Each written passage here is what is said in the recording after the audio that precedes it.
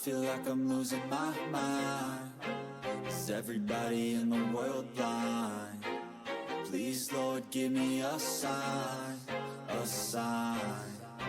I feel like I'm losing my mind. Is everybody in the world blind? Please, Lord, give me a sign, a sign. I wanna be the greatest. Everybody on the fake shit. I look around and feel like everybody is the fakest. I make this every day and I'm impatient, hoping one day I blow up from the basement. Statement, the top is so vacant. I don't hear shit that I think is amazing. Waiting for my day when I'm playing sold out shows for 1,000 faces. Hey, give me that crown, get in my way and to be put down. It ain't your place, all this my town. If I want that shit, then I'll get it right now.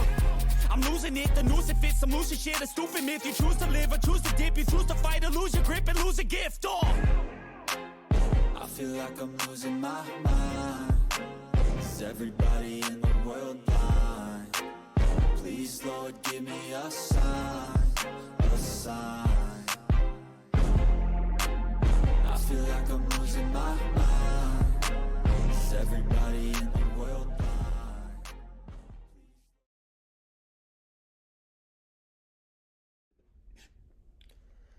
Welcome back to the GSMC Dead Ball Sports Podcast, hosted by GSMC Sports Network. I'm your host, Nolan Jamber. First segment, we talked about Coach Greg Popovich of the San Antonio Spurs stepping down from his head coach position after 40 years and stepping into a new role within the Spurs organization, and kind of talked about his time there. This segment, segment 2, we're talking about the Pistons and New York Knicks series. Next segment, we're talking about Houston Rockets versus Golden State Warriors, that series. Segment 4, AFC West, and segment 5, Aaron Rodgers and his future in the NFL. But before we get into any of that, tips and donations. Tips and donations are always greatly appreciated. By tipping and donating, you guys are showing that you guys are caring about the content that we're putting out, and we're putting out the best content that we possibly can. So if you do want to show your support by tipping and donating and you're in the live stream, feel free to do that with the super chat and the sticker feature. And if you're not in the live stream, the 2 links in the bio and in the description.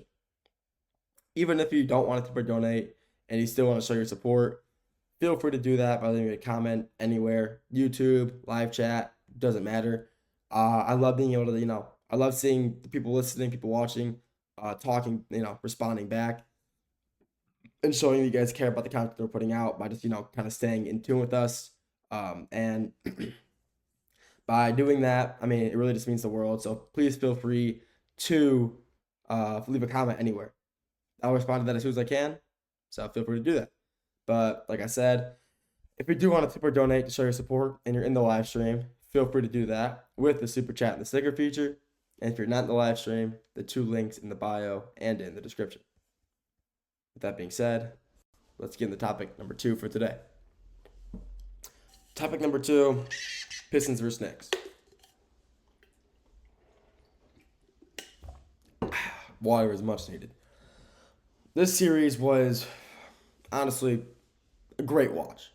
Yes, my Detroit Pistons did lose in 6 to the New York Knicks last night. And throughout the series, throughout through the show, and I've been talking about it, I've been bashing the Knicks. I wouldn't say bashing, but talking bad on them. Obviously, I'm gonna say more negative things about them because we're playing them in the time. But now that we've officially lost to them and their series is over, I can say this: that the New York Knicks are a great basketball team. They really are. Just seeing how they play. They have a lot more playoff experience than the Pistons did, and it showed. They were able to come back and take advantage of Pistons, scoring droughts or just there are too many turnovers they had. The Knicks are a great basketball team. Jalen Brunson is an all-star for a reason. Yeah, he can. I can still say, he was flopping a lot in that series, which was getting kind of annoying to watch, but he was just cooking. Jalen Brunson is an absolute pure basketball player. His spin move, fadeaway, pull-up jumper is just pure. His pull-up jumpers, pure. His three-pointers, pure. Karl Anthony Towns.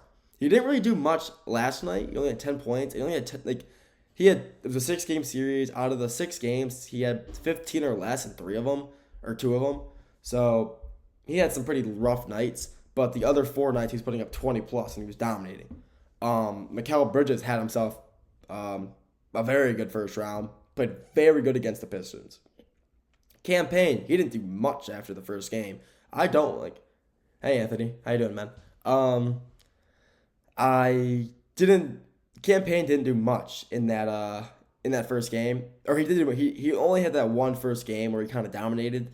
After that, he really didn't do much. I mean, I don't know. He was talking a lot of crap for that first game, and I've never really, I don't know. Cam Payne I don't know. I don't like him that much. Even though he's not, like I said, I wouldn't talk bad on the Knicks. I don't like Cam Payne. I never really have. So I don't know.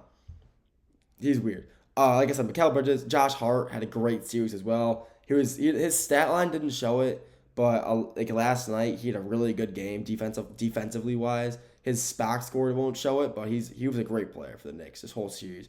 They're going into Boston, but they're going in there, and that's gonna be a really good series to watch. That series is also pretty evenly matched. Karl Anthony Towns versus Porzingis, Al Horford versus Mitchell Robinson, Mikal Bridges versus probably they're gonna be Tatum or Brown. It's gonna be a great series to watch, and I don't know. I could definitely see that maybe going to 6 or 7 as well. Probably in favor of the Celtics, but only time will tell. But I do want to talk about the Pistons, not just the Knicks. I want to talk about the Pistons. I've said this plenty of times in my show, but I've been born and raised Michigan, 45 minutes away from Detroit, and the Pistons have always been my team. The Pistons have been my team for as long as I can remember, and they're just my favorite team. They have been forever. It's been a rough few years watching them. Since drafting Cade Cunningham, things definitely improved. Last year, only winning 14 games, that was not fun at all. But seeing the Pistons bounce back this year, get a whole new rework, bringing in the leader of player development, Trajan Langdon, from the Pelicans, firing head coach Monty Williams, who's now coaching at Notre Dame, which I thought was really random. I didn't even know he was coaching there until I saw like a graphic recently, because he won a coach of the year for whatever conference they're in basketball. So that was pretty funny. But brought in JB Bickerstaff from the Cleveland Cavaliers. Got a bunch of new players. We got Malik Beasley, Tobias Harris. They got him back. We got Tim Hardaway Jr. We got Dennis Schroeder from the trade deadline. Thank God. I mean, we just had a really, really good offseason. And they're going to be back. The Pistons will be back. We were able to take the Knicks to 6 games not having our second best defender in Isaiah Stewart. And we haven't had Jaden Ivey, who is our second best guard all year. Not all year. Since January 1st when his leg and just kind of, I don't know. I don't want to talk about that. That was a sad day for me. But when he got hurt and he's been out ever since. But with those two back next year, we'll have Ivey back, we'll have Isaiah Stewart back, and I'm assuming we're gonna make some trades. I think we might make a push for Jaren Jackson Jr. from the Memphis Grizzlies. He's a great player, a phenomenal defender, and he played basketball at Michigan State, so who wouldn't want to come back to the state you played college ball in? But we probably end up getting him.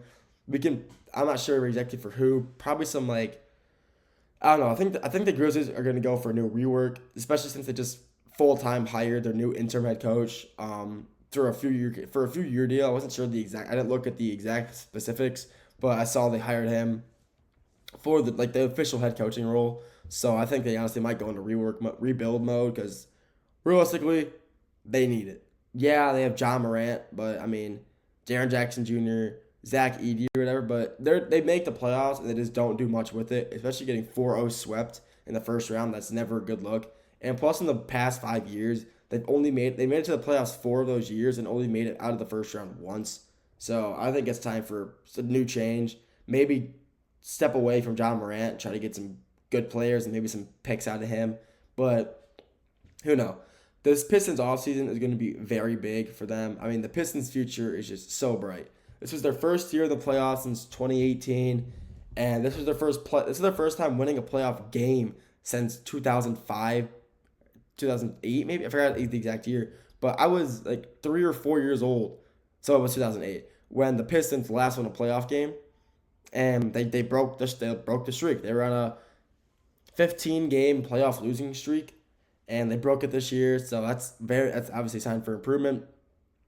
And like I said, this team is just so young and so talented. Obviously, you got Cade Cunningham, first-time All-Star, phenomenal player. Jalen, one of the best young centers in the league, one of the best young players in the league. Jaden, Ivey, who's going to come back from injury next year better and stronger. Malik Beasley really coming in clutch this year with a lot of good three-point shooting. Huge help and a huge reason we were as good as we were. Coming back from 14 wins last season, tripling it, and getting it to 44 this year in a playoff seed. I mean, absolutely amazing. Absolutely amazing that we were able to, do that. I mean, just watching the Pistons, the growth, the improvement, the organization taking steps, getting ahead, and wanting to improve. They didn't want to be the laughing stock of the league anymore. And they were like, we're done with this. And they decided to step up. They made a lot of offseason management moves, player moves, cut a bunch of players we didn't need, and got players we did need. And it was amazing.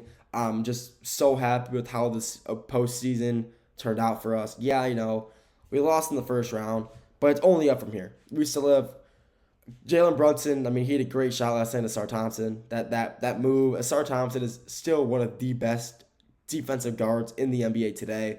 And that was his worst mistake all postseason. That one play was his worst, his mistake. And it just happened to come at the worst time possible. And stuff like that happens. Jalen Brunson's a great guard. He's really small. He's smaller compared to other guards, but he's very shifty. And, going for that false, that when he just stopped and Asar just basically fell, that stuff happens. So, like I said, Jalen Brunson's a great team. The Knicks are a great team. It was a great deal to play them in the series and kind of, compete against one of the best teams in the Eastern Conference. And next year, like I said, hopefully we're back to where we were next year, where maybe win a playoff series or two with a whole new team. Hopefully get a good, nice young star out of this draft with how many young players we have. The Pistons' future is so bright, and I'm just so excited for the future of this organization. And hopefully next year, like I said, we're back to where we were and making the playoffs again. That's all I got for this segment. Next segment number 3, we're sticking with the NBA. We're talking about Houston Rockets versus the Golden State Warriors series. After that, going to the NFL, talking about the AFC West. After that, ending off with Aaron Rodgers. We'll get to all that after the break.